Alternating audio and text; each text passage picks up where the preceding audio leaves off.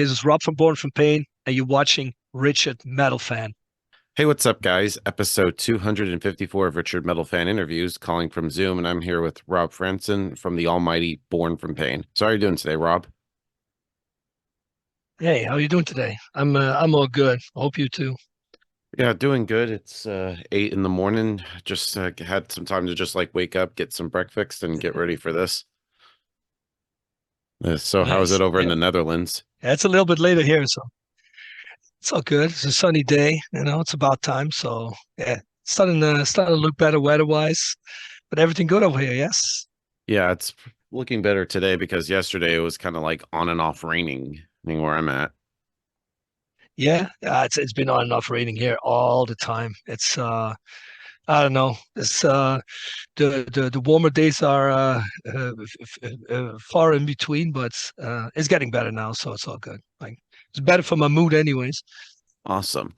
So pretty much like the format of the show is I want to talk about like your musical history and sort of like do a rundown of your discography, but take you back to young Rob Sure. Franson. So kind of growing up in the Netherlands, what were the first bands that got you into metal and what made you want to be a vocalist and of course originally slap at a bass? Yeah, you're right about that. Slapping the bass, yeah. Um, well, surprisingly, I was never into slapping the bass, but we'll get to that in a second. Growing up, uh, well, I grew up in the '80s. I'm 52 by now. So my first influences and introductions into harder music were uh, guys at the last couple of grades in, I don't know how you call it in the States, probably ground school, and then later on high school or junior high, um, wearing AC/DC shirts, Iron Maiden shirts, and I got infatuated with Eddie, um, Iron Maiden mascot, and I have to be honest, before I got into the music, I got into all the Eddie graphics because I thought it looked so cool, and I started listening to it, and I also liked the music. So by the age of 12, my mom took me to a record store in the area, and back in those days, you had those. You remember those shirts where you could just choose a print, and it would print it right on, right there, with one of those heat pressure machines.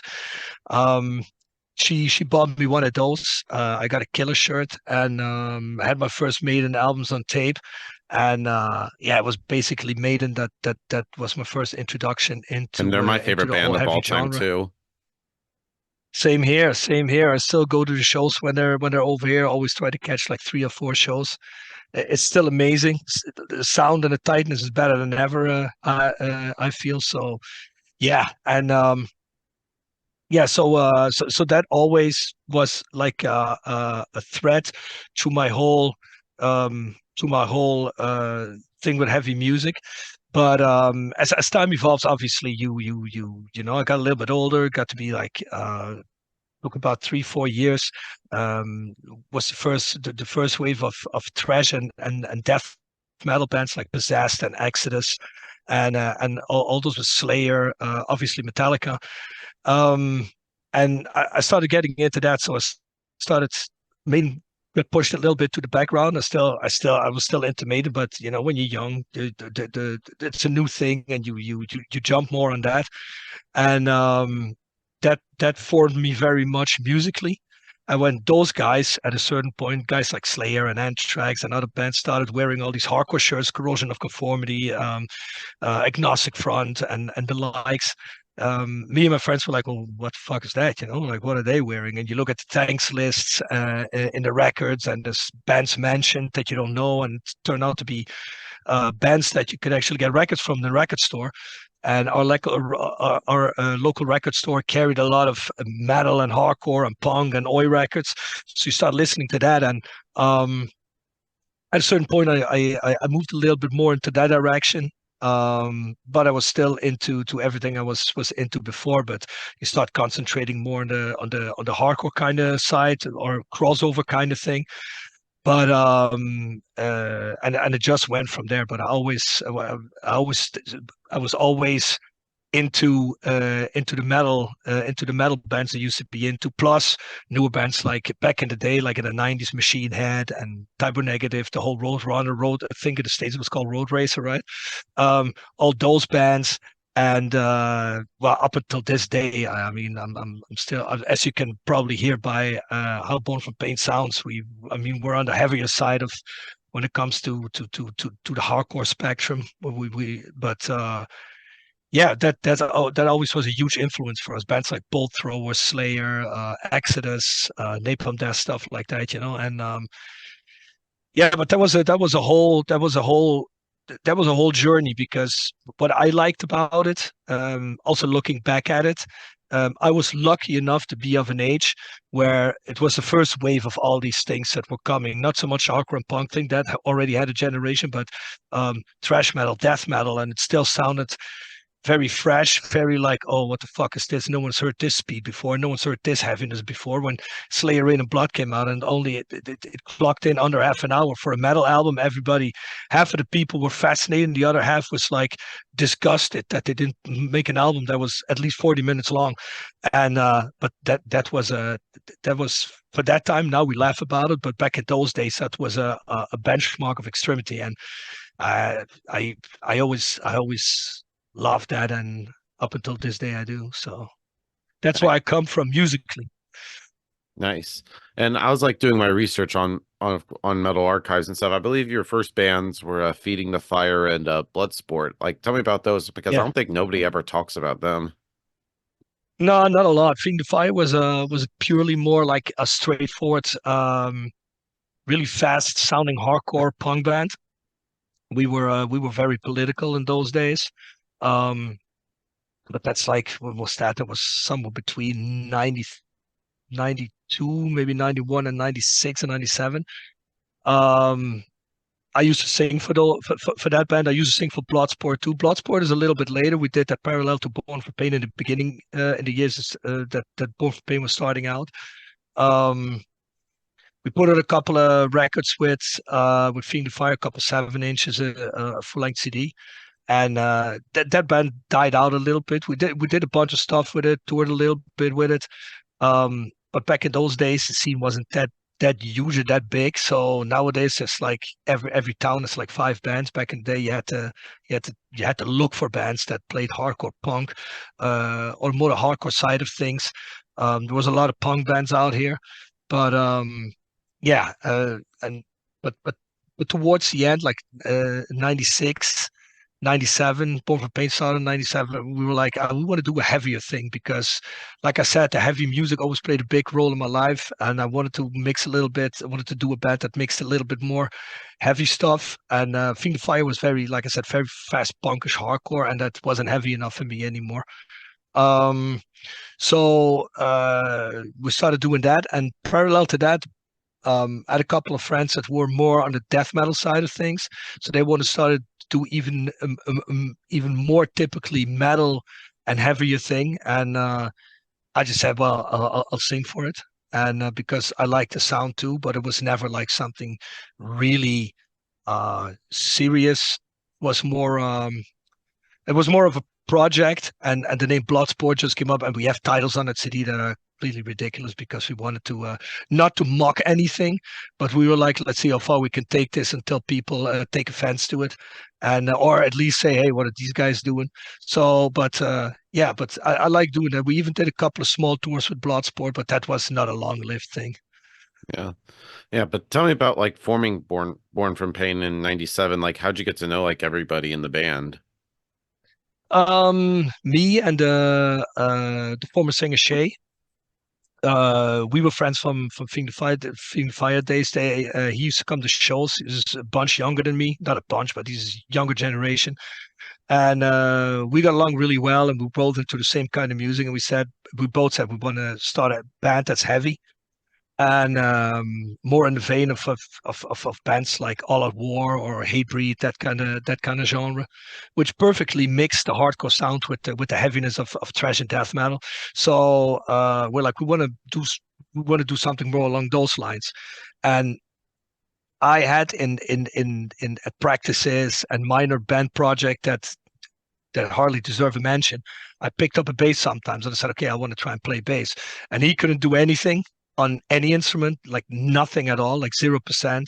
So I said, okay, you sing, I play bass, and we look for a drummer and a guitarist, which also turned out to be two friends of ours, Survey and Walter. We knew them from Fiend of Fire days as well, and they joined in. And basically, we none of us were very good at what we were doing, except for the guitars. He was up until this day is a very talented guitarist, but we kind of, we more, the beginning Born from Pain was more something that came from enthusiasm and not the tightness of the music. So yeah, so that's how that came together. And it was kind of odd for me because in every band I ever did, I was even 10% serious. I always had the mic, so I was like, okay, uh, I gotta I'm gonna go play an instrument now. So I started practicing a lot, but I was never really great at playing bass. So that's why later when Shay left, Mm. I took up the mic. Yeah. But tell me about like, cause the first thing I want to talk about is like the self-titled demo that you did in 97. Like it's very Yeah, raw sounding. It's just like to the point. It's pretty much under 10 minutes. So where was that recorded at? that was recorded at. Um, all right, you got where we live. There's a big NATO base nearby, and there was a couple of hardcore and a punk band that I guess it was kids from GIs that were stationed here. There's a NATO base and a lot of American soldiers. It's more like a distribution point for later on for to go to the Middle East and something, and just a couple of these big NATO bases here in Europe. Um, and one of them is near here. So some of those guys used to play in bands, and one of the guys had I think a 4-track or an 8-track recorder, and he was like, "Let's record it at the base somewhere." Because I got rooms there. I think we recorded in the classroom somewhere of an American uh, high school at the army base, and he mixed it later on. And well, we had 3 songs that we were like, okay, we want to record these, and that's how that self-titled demo basically came into existence. It was all live played. It was all like I said, it's super raw. But yeah, it was just a 4 or an 8 track with a couple of mics, and that was it. Yeah. And I think it's good. And then of course going into the next release was the Immortality EP from Mhm. 99, which hard to believe it's now Yeah, been 25 years since it's been released. So yeah, how do you feel about pretty that crazy. EP now 25 years later? Well, I don't, like sometimes I read bands and go like, oh, I hate that now, etc. I don't like. I still like it because it basically embodies what we were doing at that point. The songs are very, I think, still a bit unstructured. You can hear it's if you look at it later, and you somewhat acquainted and you play in bands, you can hear that it's a first release for a band maybe. But no, I'm still happy with it because there's still a song now and then that we play from it. But yeah, it's cool. And we back in the day we recorded that at the studio where all those Belgian metalcore bands used to like Liar and Congress and all these bands that were big in those days used to record. But the guy kind of, I don't know. I think he had so much work coming to him that he didn't really care what happened. So I think our recording and mix kind of fell under the table. So we had to remix it somewhere near here and also re-record the vocals. And then it actually turned out well because if you would have heard what it was originally, it was a disaster. So sorry about that. Just need to. All right. Let me just turn the sound off of this thing here. Right. Uh, Right. No, that was a disaster. So we had it remixed, and Shay sang new on it, and we had it remastered, and then it was put out by GSR. And as of that point, because I still had a lot of connections from Feeding the Fire days, we started trading shows, and we were lucky enough to have a venue here that we could organize stuff in really easily. So we started trading shows with bands, organizing shows for them. So we got around pretty easily, and because we were a band that um, we were very focused. We were not super good musicians, but we were very focused. So we started writing a bunch of songs. So we very quickly had a set of 7 to 8 songs, and a lot of people in the area really took to us, and we always had great shows here. And I think people that came from the outside and played with us here saw it, and they were like, "Wow, I want to do those guys where we live and where our scene's at." And so we were lucky enough that because of those things that and after, especially after Immortality, it started taking off way more. Yeah. Yeah, but then eventually you started playing around in the Netherlands, and then I believe your first label was called GSR, which was a hardcore kind of label from Germany. So Yeah. how did they find Born from Pain? Well, they're actually from Holland, but so the thing is, the guy that ran it, he ran a record store too, and we used to go buy records at his store. And at one point, he's like, "Yeah, I'm doing a label. I released this other local band. Do you guys want to do a record with me?" And we were like, "Yeah, sure." I mean, we tried to get on RPP Records, which was a label that was putting out a lot of the style of music that we played, that genre out here in Europe. They were from Brussels, but they didn't want to put it out, so we had GSR putting it out, and yeah, he was happy doing it, and yeah, it went very organically because we already knew him, and he liked us, we liked him also as human beings, so it was basically a no-brainer. Yeah. But tell me about making the debut full-length Born from Pain album, Reclaiming the Crown. So what was the thought process going into making your first debut full-length album? The thought process was, by that point we were already getting around quite a lot, and we were gaining somewhat of a life reputation. And so we were like, well, we gotta write a real banger of an album if we, like if we want to live up to the reputation that we have live, because it was always very energetic.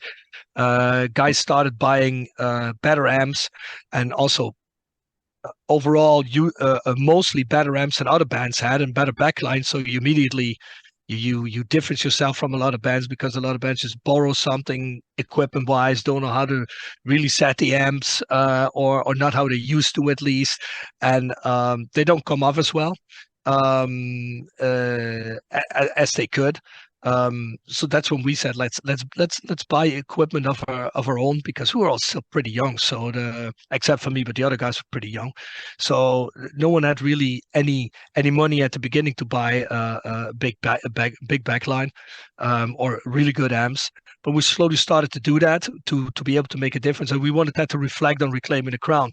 Unfortunately, we recorded at another studio in Belgium that seemed to be great, but then in the mix, and after mastering, it didn't sound really the way we wanted to. The drums kind of drowned a little bit in the guitar sound, and it was all a little bit, should I put it as if there was a blanket over the recording. Didn't sound crisp and fresh, and just not what we wanted. So the album was very well received, but on the other hand, people saying, yeah, it's a great album, etc., but it still doesn't do justice to Has how you that guys out sound live, debut album etc. charm?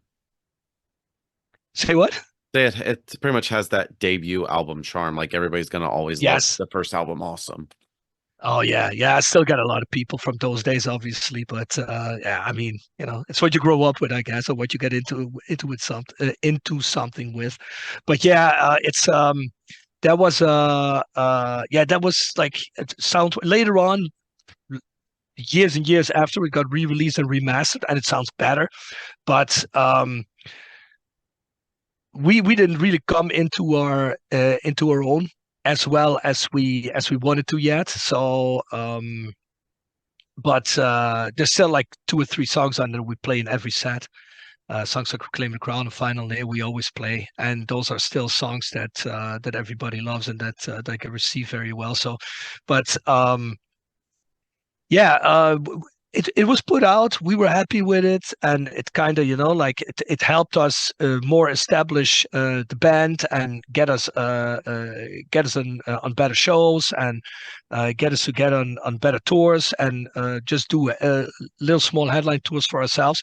But it still wasn't the album where we said, okay, we're 100% happy with, and where people were like that gave us over the top feedback about it. And that's what we wanted to, because we were like, well, if we receive this feedback that is this good live, you want the same from your album. You don't want to be that band where people say, well, yeah, like they're good live, but they can't really translate it to an album. You don't want it the other way around as well. When you got a really good album and you can't translate it to be live, you basically wanted that to happen both at the same time. um and we weren't at that point yet. So yes, it was great. It was great to have it out. GSR did a great job on it, but we were still fuck. We're playing great shows, but we just we still don't have an album that sounds as good as we wanted to. The songs were on there that we wanted to. Song wise, it became better, but sound wise, it still didn't. So Yeah. Yeah, but tell me about like the touring cycle for Reclaiming the Crown. So did you start like touring outside of the Netherlands for the first time? So what was that experience like playing in front of different countries? yeah, actually, we did a debut tour in, I think, '99, but that was just before Reclaiming the Crown came out. I think we toured with a band called Us Live from the States. They were coming out here, and Theo from GSR, he did the tour for him, and he said, "Well, I just put out Immortality. You guys want to tour with these guys?" That was our first tour, which took us also to England, to Spain, and we did, because we're very where we live is very, very extremely close to Belgium and Germany. I mean, I drive 10 minutes on the motorway and I'm in Germany. I drive 20 minutes and I'm in Belgium. So we did off shows in the area close to the border in Belgium and Germany, because everybody came to each other's shows. But venturing further into that, yeah, we started doing way more, um, especially smaller headline tours, where we just took off on our own for a week or 2 weeks or 3 weeks, going into Italy, Switzerland, Austria, Germany. That's basically what we started doing before. Let me see. When was actually the first big break we got? Yeah, at the end of Reclaiming the Crown, just before Sands of Time was going to come out, we actually got a first big break by uh, we were asked to open up on something called Resistance Tour back then. Later on, it was rebranded into Persistence Tour, which for the longest time was the biggest hardcore metal package tour in Europe for that genre. And we opened up on the lineup of Napalm Death, Agnostic Front, Biohazard, and a couple of other things.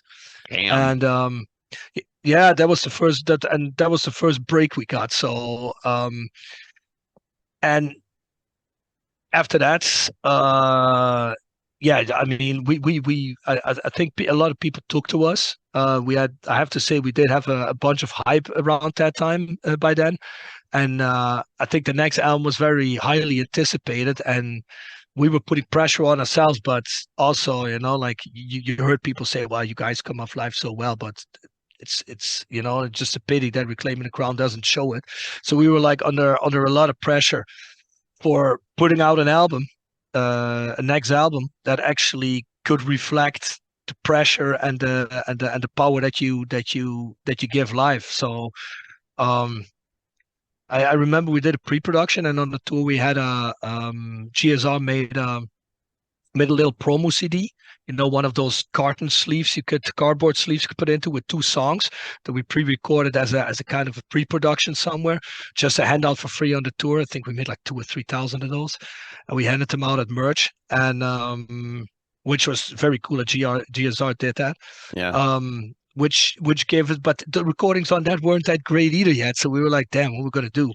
And then just before we needed to go into studio for Sands of Time, um, we got in somehow. I don't know how that happened anymore. I think there was another band on GSR that had recorded at Tu Madsen in Denmark. And Tu Madsen, who later on went on doing stuff like Rob Halford, Baby Metal, Sing of It All, and Heaven Shall Burn, and a lot of bands. He wasn't really known then. And that CD sounded so good. And then we listened to another CD that he did from a band called Namek, a Danish metal band, and that sounded amazing too. So we were like, maybe we should skip the studio that we already booked and go to this guy, which we ended up doing, and it was the best choice we ever made. Nice, but So, nice. But then going into Santa time, and I know you pretty much answered my next question because how did you feel like feeling pressure to follow up reclaiming the crown? So how do you feel? Did you with making Santa time? Did you want to try to like better yourself, or try to do something different than you did on reclaiming the crown?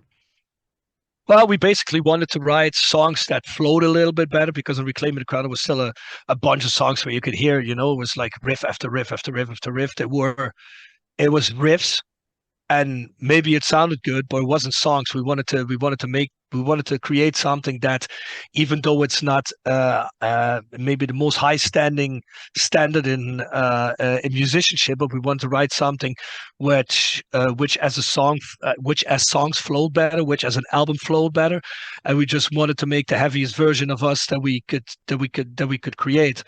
And by the time we went into the studio, I think we had like, what is it, 10 or 11 or 12 songs that we really, really liked.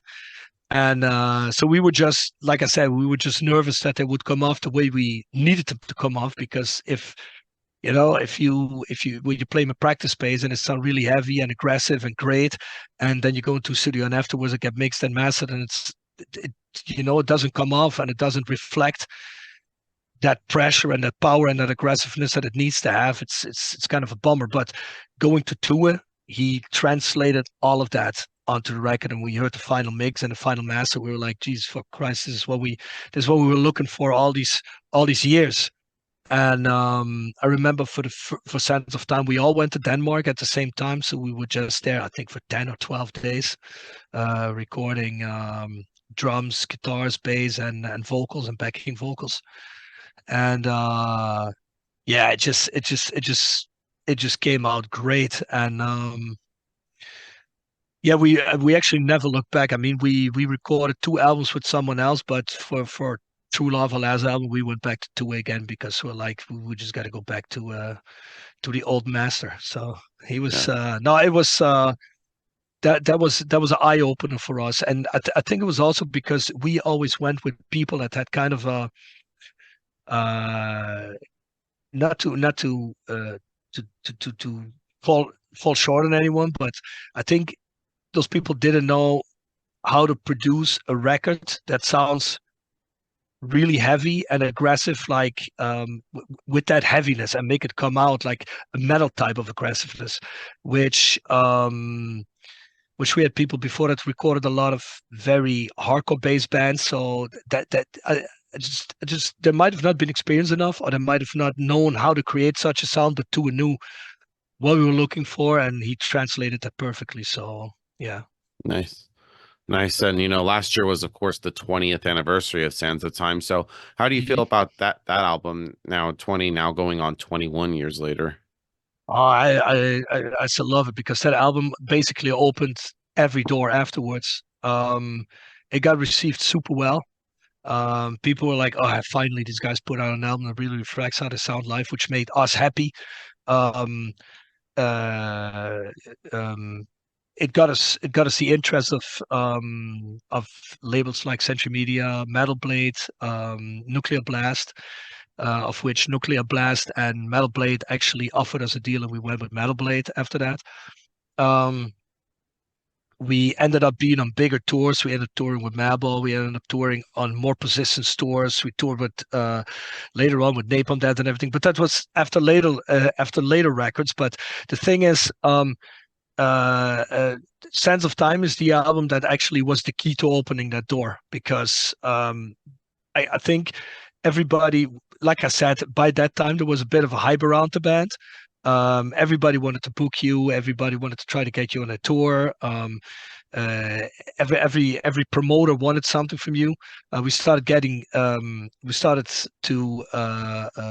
be able to play metal festivals like Full Force and a couple of other festivals that were up until that point basically only for metal bands, purely metal bands, or very big hardcore bands like Agnostic Front or Biohazard or maybe Madball. And for European hardcore bands or heavy hardcore bands was still, even though the sound was sometimes even heavier than a typical metal band, um, was not reserved for bands like us. So we started by by getting those chances, we started seeing, okay, we're actually going somewhere here. And yeah, so that album still means a lot to us. And same as Reclaiming the Crown, we still play a whole bunch of songs from that album when we play live. And uh, the biggest compliment that we got for that album is what Tua said later when I spoke to him maybe 4 or 5 years ago. He said, because he ended up doing a lot of and being a pretty prominent metal producer slash engineer, etc.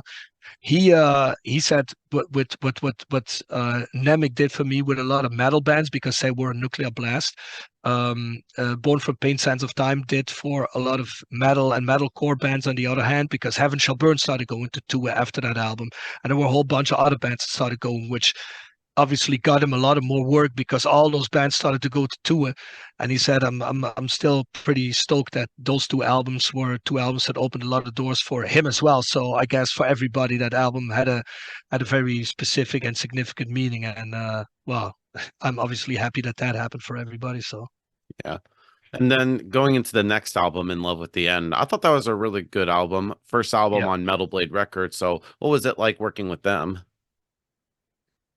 It was actually great. Like I said, we got offered some Nuclear Blast too. Century Media was sniffing around a little bit, but they never ended up offering us. Although it was weird because I knew those people the best from just like meeting people at shows or outside, whatever. Um, but we were invited over to Metal Blade, the European office, and Michael Trengert, who was running Metal Blade Europe in those days. Rest in peace. He's gone. But he yeah, we really took to him and his style of working. He's someone who used to tour around with really old punk hardcore bands back in the day too, before he really got involved in metal. And he said, I understand exactly what you are and what you want, because we come more from a DIY background, obviously. So we were like, if you guys don't want to do any vinyl of a record, can we get it licensed to a label that wants to do it, etc., etc. Um, and he's like, yeah, I know exactly what you guys want, and I think we clicked very well because uh,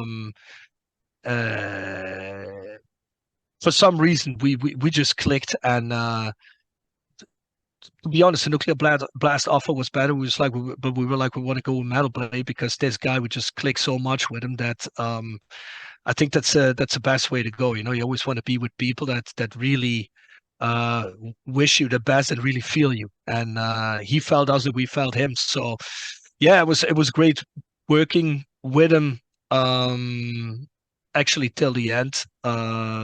Before our deal was up, unfortunately, Michael passed away. But now, by the time we were there, he helped us get on 6 Feet Under tours. He helped us get on Summer Breeze, on Wacken. Uh, he had a lot of time for us. So although we were obviously not the best selling artists on Metal Blade, they had bands on there that was multitudes bigger. So, but we were just hardworking, and they did. I think they also loved our work ethic, because we were just like, well, we want to be out there and we want to play. That was in those first Metal Blade years. I think we were out half the year. I think 100 and I don't know, 130, 140, 150 days a year. We were out touring, playing, and obviously that's good for a label because it can do campaigns around that. You sell records on tour. You can, the record keeps selling in stores and online. So yeah, and I think that we clicked. I think that was a good recipe, for cooperation. And I have to say, I don't have any complaints about Metal Blade at all. They were always great to us. I never had anything much to do with the American side. I never once met or spoke to Brian Slagle, but that's okay. But like, Uh, it was an honor to be on that label because I mean, Show No Mercy came out of Metal Blade, and that was one yeah. of the first thrash metal albums I ever bought. So, and at that time, King Diamond was on which I always used to love, Merciful Fate, and there were a couple of other bands. And I was like, wow, I'm on the label where Slayer released their first releases on. So to me, that's already an accomplishment, you know. Yeah. So yeah, Yeah, but I still think Working that. with that, long story short, it was great working with him. Yeah, but in love with the end, I love that album, especially like the opener "Rise or Die," which is probably like the best song on there. It's just like thrash breaks, drop grooves, and just pounding double kick. Heck, it's just really Yeah, great, great yeah, way to yeah. start off the album. Still. Yeah, thank you very much. Thank you very much. Yeah, it's still a live favorite of a lot of people too. That Yeah, that's a staple still. So yeah. And next year will mark the 20-year anniversary of "In Love with the End." Is there a chance maybe we can get a yeah. celebration somehow? Maybe throw in some like deep cuts. Oh, yeah. Oh, you hung there for a second. Say that again. Yeah, because next year will mark the 20-year anniversary of "In Love with the End." Is there a chance we can get a celebration somehow? Maybe throw in some like deep cuts. Yeah, sure. Who Right. knows? Yeah, Oh, yeah, no problem. totally. And then next up is War. I thought it was a great album. It's also the quick turnaround from "In Love with the End" since it was released like a year later. So did you start writing for War right after "In Love with the End" came out? Yeah, we did. It's we were just like super active writing ourselves, super active playing out, which could be a controversy because when you're out, it's not easy to write. We're not a band that rides on the road either, but we just made the band such an extreme priority that we said, well, we just gotta make sure that we got a quick turnaround because we're gaining so much momentum now on the metal side of things because like I said, we're getting offers to do big metal festivals, bigger metal tours. I mean, when we toured with 6 Feet Under, there was still, I don't know how they're in the States right now, but back then they were a band that was still pretty big out here. They're not really that big anymore. And I know what I mean. I don't care. Like I like the band, so that doesn't matter how big they are. But just to uh, um, uh, just to give you an indication of that could have easily been a tour that could have gone to another band. You know, you didn't just get a 6 Feet Under tour back then, and we were main support as well with some other bands playing before us, which was uh, pretty crazy not being a full blown death metal band, anyways. But I guess it was also the vibe of the times, you know, with um, also on your side of the ocean, bands like As I Lay Dying, bands like Unearth, on Metal Blade that were getting on bigger tours and popping off. So, but yeah, I mean, I still think, me personally, I like War the best out of the Metal Blade albums because it is. I feel it's extremely well rounded. There's a lot of songs on there that I love that unfortunately we don't play all of them anymore. We play a couple, but and I love having someone like Barney from Napalm Dead on a song and Lou from Sick of It All. So that kind of brought together for us a little bit, you know, us having hardcore roots, but also being on the heavy side of things and loving hard and aggressive metal. That was the perfect accumulation of people I have on the record, but also how the record sounds. I think it's probably the most metal resounded out of all albums. So that's why I don't know. Like I really like War. So yeah, and that album once again got us more tours, got us on better things. So that was it's yeah it held the momentum very well and created more momentum. So we were pretty happy with that. Yeah. And then next album, Survival. I thought that was a good album. Tell me about like that. I think it's in my opinion a very underrated Born from Pain album. Yeah, I think it has a lot to do with that. That's what a switch in vocals occurred after the War tour cycle. I remember we toured with Napalm Death for 5 weeks. Then we had our own headline tour for 3.5 weeks, and that followed up pretty pretty shortly after each other. And we had a lot of festivals going on, etc., etc. We had been, I think we did we go to the States for that one? I don't remember. I'm not sure anymore, but there was so much going on. But our singer Shay, he was increasingly starting to feel unhappy in the months before War came out, and then the tour cycle came, and he was just done. So he did that last tour with us, and he said, "Listen, guys, I'm done doing this." But we still had a lot of stuff that was planned. We had headline tours. We had something back in the day that was like a metalcore tour out here. It was called Hell on Earth. We had that booked for 3 weeks with a really good lineup, and we were like, well, we can't just cancel everything. So for a little while, we had people on doing guest vocals for us, basically, live situation. We had Carl, who used to sing for First Blood. He came and did a tour with us. We had Jacob, who used to sing for Hatesphere. I don't know if you remember those guys. He did a tour for us, and Scott from Terror, he did a tour for us. And all these guys were good friends of ours, so they said, "Yeah, we'll come and help you out."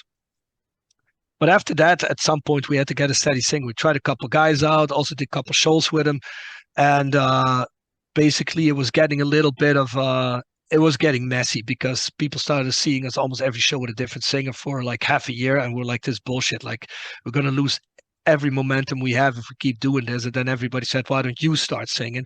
Because I wrote all the lyrics anyways in the band, Yeah. and I did all the vocal lines and everything.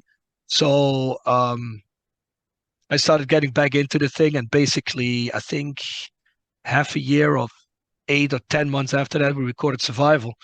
So yeah, I think it's basically, I think it's snowed under a little bit for a couple of reasons. That being one, because I mean, everybody knows switching out a vocalist in a band is could just kill the band completely if it's potentially.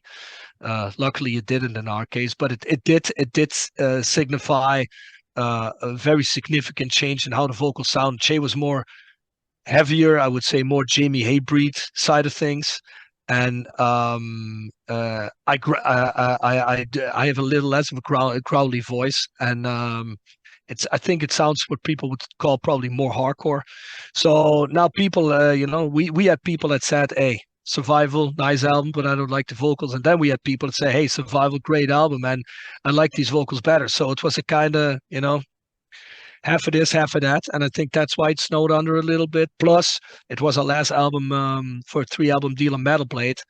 And by then, Michael was gone. And the people were in charge of Metal Blade in Europe then, or at least the A&R that was in charge said, well, we want you to sign a new deal because we want to resign you. But by that time, because Michael was gone, we didn't have a really good feeling anymore. And we were like, we're not sure whether we want to do this. And started talking to other labels.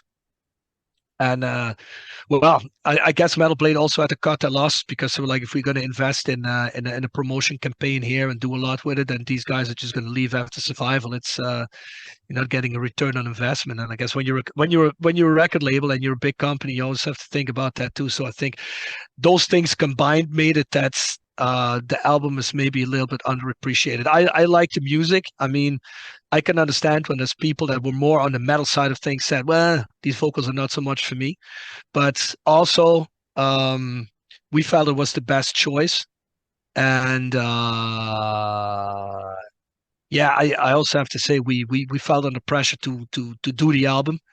If it would have been up to me, we would have waited half a year or a year longer, which would have created more of a gap between albums. But I think I would have been more ready to do a first recording myself as a vocalist because by that time I did the backup vocals in Born for Pain, but I hadn't done proper vocals for about 10 years. So I was like, yeah, I always used to do this in all the bands that I played in, but like I need to get back in the hang of things. It's not just, uh, it's a bit different than playing bass or getting back into maybe an instrument. You have to your voice is your body, your instrument is your body, so it was a little bit harder. But I think those things made that Survival, maybe fell under the table a little bit more with some people than it should have. Yeah. Were you kind of like nervous at all, like taking up lead vocals when you made Survival at all? I wasn't away. Yeah, I wasn't away because but I mean, just the fact that you know that you're gonna sound different than your previous singer. You know, there's always going to be people that they're going to be like, ah, this is not for me anymore. Band's over for me, you know. And there was certainly a certain amount of people that were of that opinion. And that's obviously when you've been working on a band for by that point, because when did it get released? 2007, 2008 or something. At that point we were doing the band for more than 10 years, or basically around 10 years. And we put a lot of energy and blood and sweat and tears into it. So had broken relationships, etc., just because we wanted to do the band. And you know that made me nervous, obviously, because like I said, it could also just be the killer for the band. But luckily, we got a lot of support, more positive support than we got negative responses. So that made me a little bit nervous. And obviously, in the studio, after 10 years doing that, that was a little at points was a little nerve wracking too. um, I mean, now I think, well, Jesus Christ, what were you so nervous about? But I guess it's the first time when you go in the studio when you have to play guitar too. You know, like even if you're good at guitar, you know, then there's someone there that looks at every note you play, every little thing, every timing, everything. It has to be super tight. And yeah, that's obviously always a little bit nerve wracking. Yeah. And then the next album, The New Future, I thought, sure, I thought that was another underrated album. Like, tell me about that. What was that like to jump from Survival to The New Future? Did you feel like more comfortable, like on being the vocals now? Now it was like your Yeah, second release on the vocal front. yeah, I felt more secure with that, but it was a weird time in the band. We at some point, because we had a lot of problems with lineup changes, we decided to be a four-piece for a while. Um, Dominic, who played guitar, he just used a stomp box to recreate the sound for two guitars, but obviously live that doesn't give the energy, also not the you know, like the way it looks on stage. It was just different. People were used to us being a five piece, putting a lot of energy in it. And when you got a guitarist that has to do basically two guitar parts and think about, uh, you know, when to just do one guitar and do this and do that. Like he's not putting in the physical energy into feeling the show as much as he could. Um, we had a couple of weird member changes at that point, and also we were like after Survival we kind of I think it might have also had something to do with some of the negative feedback we got on Survival, that we were like, I would just we just gonna do something that we really feel like doing, but that might not completely fit the frame that we used to do. Because I think everybody that looks at the New Future thinks, when they hear a couple of songs, what the fuck is this? You know, like we put some electronics in there, samples in there, and I guess that was our experimental phase. Although I think I still really like the album for what it is. And there's also, even if you look at Born from Pain as how Born from Pain always uses sound, there's still like a bunch of songs that are very aggressive and hard and heavy on it. But basically every song is, but we just try to, you know, be a little bit more melodic here and there, put samples in and all that kind of stuff, you know, like, and I looking back now, I think it's just an album that we had to get out of our system. And also, it was the first album after we came off the Metal Blade deal, and we were kind of, because Survivor, like I said, it didn't really get that promoted by Metal Blade, and we were kind of so bummed out with the record industry that we were like, okay, we're just going to do this on our own. Which I do have to say, after the fact, we underestimated a little bit. We thought we had good distribution for it, which wasn't the case. We lacked the means of promote it the way that we wanted to. So that's an album when people that used to follow us, or and people that come back to the band, came back around to the band later, they if you ask them about that album, most people go like, I never heard of that album. So that kind of way more than Survival fell under the table a little bit for a lot of people. So it's Yeah, I love that album, but it's definitely the how should I say it? The odd man out of Born for Pain albums, I would say. Yeah. But then when it came to making the next album, Dance with the Devil, did you wanted to try to like better yourselves with that? And it was also the first album on the Beatdown Hardware record. So what was it like Yeah. working with them? Oh well, and they still are one of the most like most dominant and like most well-known heavier hardcore labels out there. I mean, you can you can discuss if the name Beat Down Hardware is such a great name, but that didn't really matter. Tony really worked well with his bands, did a lot for his bands, made a lot of promo for his bands, and by that time, the internet was so prominent that having a whole bunch of money for buying ads in magazines wasn't like wasn't really the way to go anymore. So with less means you could do and being very on point and being very how should I say it, being very original with how you did your promo and using the internet very well and social media, you could promote a band very well, and he was doing that. And he just had a lot of bands on his record label that coming from our genre, especially in Europe, were making a lot of noise. Um, and there's just a lot of younger generations paid attention to that label. So we were like, all right, we're going to go a little bit back to the roots with that. It's maybe a smaller label, but he does a very good job. And obviously after the New Future, because it got reviewed as people didn't really a bunch of people didn't really listen to that album at all. Yeah, it's a little bit the odd man out. And yes, there's some songs have a couple of samples. And yes, one song is completely electronic, but they just said it's a dubstep album, and we're like, it's a dubstep album. Fucking listening to the album, what the fuck? But you know how it goes. That gets thrown in the ring a couple of times, and now Born from Pain, we're doing the most experimental electronic shit ever.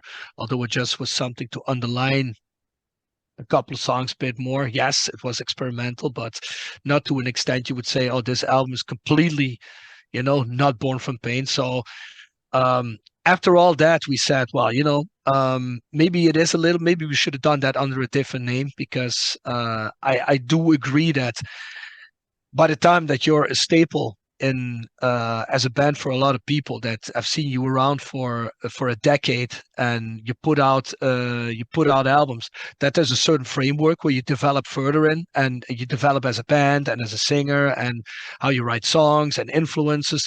But that might have been just a tad bit out of the framework. So we said, okay, let's stay within the framework again and try to put out an album that's that'll get a lot of people back into and show how Born from Pain and not to give them what they want, but we were just not that band either. Like we were well.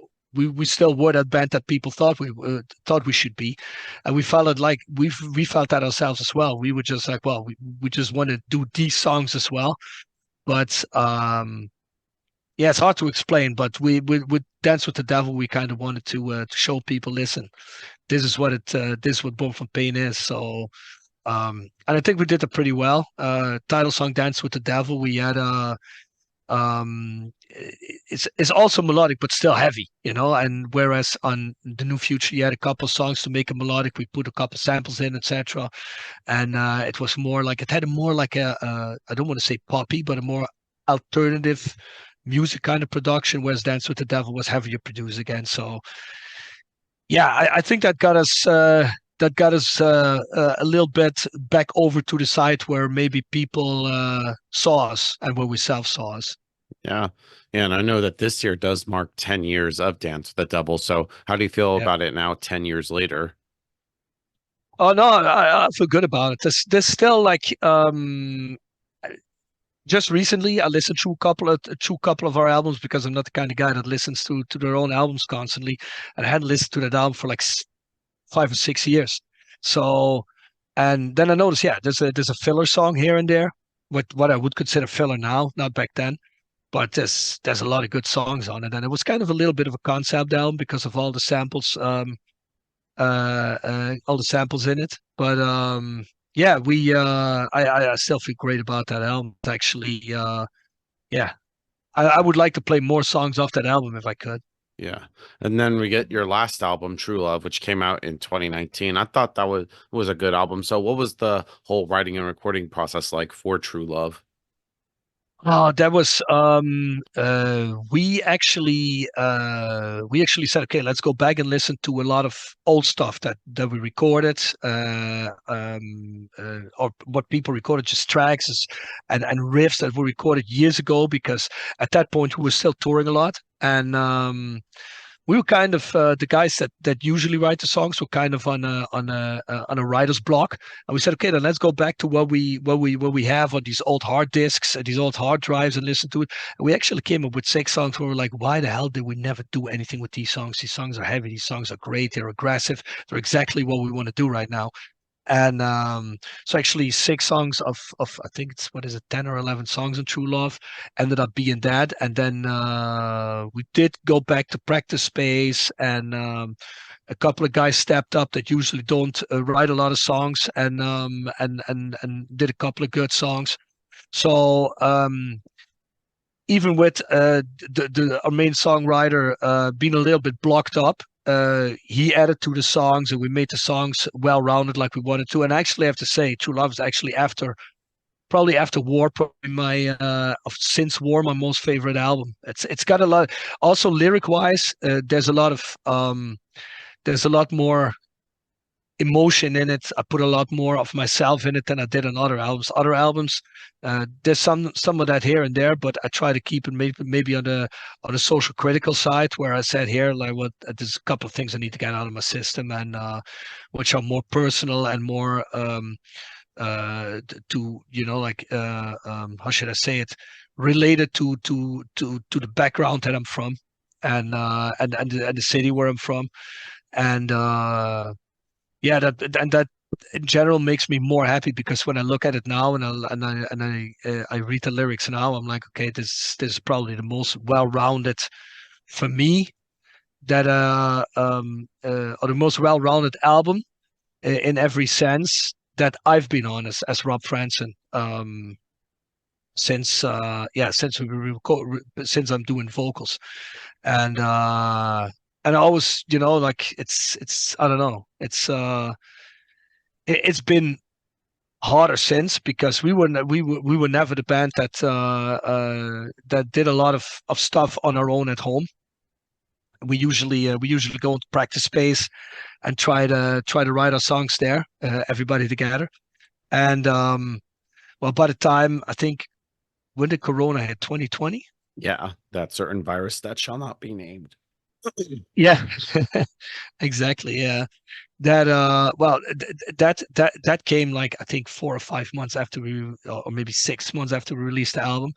So we just finished the tour in the States and Mexico, when I think two weeks after everything got shut down. We were lucky that we even, I guess, that we got back. If that tour would have been 2 weeks later, started 2 weeks later, would have been stuck in the States. And so and like I said, we were never the band that did a lot at home as individuals. So at that point, um, basically a lot of songwriting stopped. We have ideas, and we had ideas, but and also to the point where a lot of bands saw that as a point. Okay, now we have to start creating music so we can release it, and when hopefully this is over in half a year, or a year, 1.5 year, or 2 years, or whatever, how long people thought it was going to last, then we can go straight back out and tour and support this album. But we never thought like that. We had been on the road so much, like, for years and years and years, that we were actually, and it's weird to say, we're actually happy that our calendars were free, and we could actually have weekends where you could actually do something with a girlfriend, or some guys with their kids, and etc. etc. Or just, hang around at home and sit on the couch for once, instead of, the constant being away from home. So yeah, that's after True Love, unfortunately, because I would have loved to have supported that way more in touring. Yeah. Yeah, that would have been great. Yeah, but musically with True Love, did you want to continue in sort of the same vein as Dance with the Devil, or did you want to try something new or different that Born from Pain hasn't done before? Well, I think there's a couple of things in there that I think when you look at a song like "Live Forever," it's a heavy it got heavy parts, but it's got hook lines in there. It's more melodic in its heavy sense. So that's something that we tried to do like we did maybe on the New Future, but in a heavier way. But in general, and that's like I said, this is the first album that we went back to tour for again, for mixing and partly recording it and mastering. And we just wanted to, like for me personally, I said to the guys, I just want to go back to an album that sounds like survival and war and in love with the end again.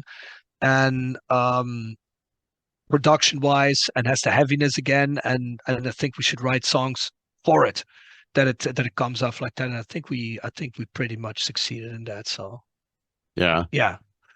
yeah. And I what think would you know what it is after. Sorry, yeah, you're go ahead. saying? Yeah, I was just saying, like, what would sort of like be like the differentiation point between this album and sort of like the previous albums? I feel like I feel like I can only talk from my side of things. From my side, it's lyric wise, and what I put into it is more emotional. And but music wise, I think it puts you, if there's one line that Born from Pain musically is on and developed into, up until Survival. I think we kind of strayed from that path a little to the left, to the right, and slowly got back onto it with Dance with the Devil. I think True Love takes us back onto that path. And this is also what I wanted to say before I interrupted you. There's bands that, the longer a band is around and the longer people listen to bands, unless it's a band that's from the get-go experiments a lot with their songs on an album, and that has an album that has a lot of mixed up styles or whatever. Unless you're that band, I think a lot of bands are expected by fans or by people that like you, and also the bands themselves, um, to stay in a certain frame, um, for them to love you. Like, I don't think a band like Hatebreed, although they developed a little bit more of a time, but Hatebreed still sounds like Hatebreed did on Satisfaction is the Death of Desire, just with a better production. It's still the same heaviness. It's still the same breakdowns. It's still the and a band like Bad Religion, they basically put out the same albums for years and years on if you look at it, because the same style, the same formulas. And I think those are maybe, especially Bad Religion is maybe an example of a band that, where that applies to maybe the most. But you and straying from that path is something. Obviously, if you want to do it, you do it. But it there's always a certain reaction to it. People might like it, people might not like it, people might drop you as a band, people might not. And I'm always of opinion you should always do what you want to do, what you need to do.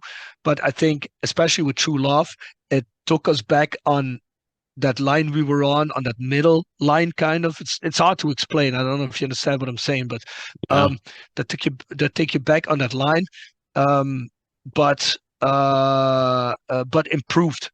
And and I think that's where we want to see ourselves, and I think that's where most people that like Born from Pain also want to see us. And like I said, it's not complete, because I can be very uh, tough, so to speak, about it. Say, oh, I don't care what fans think. I'm just going to do whatever I want. Well, obviously, yes, I am. It's because oh yes, we will, because it's our band and we do whatever the fuck we want with the band. But also, as a band, you want to write a record that people, when you play the songs live, go off. You want to have a band that, especially in our genre, you want to put out a record where people say, yeah, this is what I want to hear from that band. For the longest time, I mean, for how long have people not said with the latest Slayer albums, oh, why can't Slayer put out an album that sounds like Slayer again? And but it's also the curse of being in the band for a long time, because at a certain point you're just tired of doing the same thing over and over. And that's why I'm saying it took us back to the line, but not exactly doing what we used to do before, but way truer to the line that we had when we did Sands of Time, In Love with the End, War. And I guess, like I said, we had especially with the New Future, we had an album where we kind of wobbled off that line a little bit. Maybe I don't want to say too much for myself, but for some people too much. And that true love for me signifies getting back there. Yeah. And being as it has been now 5 years since True Love, have you started working on the next Born from Pain album? Like, what's the Yeah. status with that, if you're allowed to say? No, we're actually pre-producing a couple of songs now. So experimenting with some songs, experimenting with some vocal lines. I'm actually next week I'm going into it's a small studio of a friend just to do some pre-production for two songs. And I think everybody out there can expect a couple of new Born from Pain songs by early summer coming out, and then a new release by the end of the year. So I would say autumn, fall, something like that. Awesome. Fall, maybe early winter. Cool. So, thank you, Rob, for this conversation. It's great to be able to chat with you. It's just anything else with Born from Pain that you'd like to promote in terms of like tours and stuff? And when can we expect Born from Pain to come toward the States? Let me see. Well, first and foremost, priority is like I said, pre-production, and then recording a release. Release. That's the biggest thing. Other than that, for people that listen to this, maybe out here in Europe, we do Rise or Die Fest in October. We did it last year. We do a new version of that, the second installment on the 5th of October. So people that are into that, check out the lineup, check out our socials. We post about it frequently.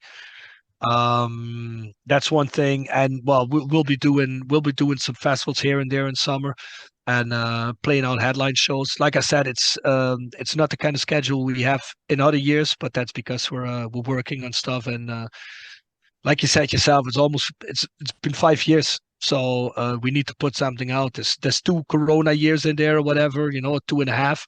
So they might not really count, but it feels like forever. So we really, really want to get new stuff out there, and then tour and support that. So yeah. Awesome. So, And thank thank you. you for your support, and thank everybody out there for the support. And back to the States, by the way, that might happen after that as well. Cool.